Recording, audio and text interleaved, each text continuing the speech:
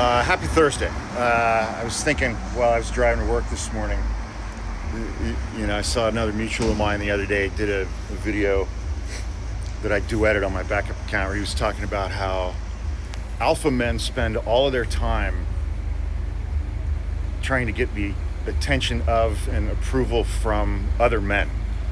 And, all of the alpha men that I see online, they're kind of their North Star, their shining star is Joe Rogan. It's like the ultimate alpha male. And he is terrified of California Governor Gavin Newsom. He's scared to death of him. Joe Rogan spent years absolutely fucking trashing Gavin Newsom in California, mainly starting in COVID and Gavin Newsom's response to COVID and LA's response to COVID. And Joe Rogan was so dissatisfied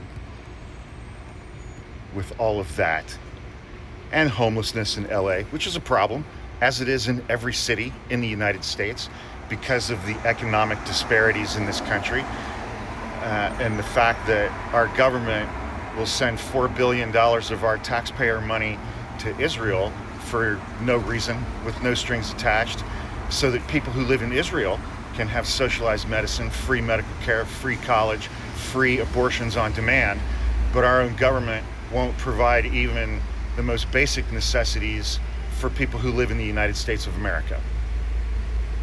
But he made a giant, massive, big show out of moving out of California and moving to Texas, freedom, where he actually pays higher taxes than he did when he lived in California. And spent years criticizing Gavin Newsom, and he is afraid to have Gavin Newsom on his podcast. Recently, within the last couple of weeks, Gavin Newsom appeared on a podcast with another, I think he's former military, guy named Shawn Ryan. It was a great interview, and if you watch that podcast, what you see from Gavin Newsom is that he has an absolute, total, dominant command of facts and information and data, economic and otherwise.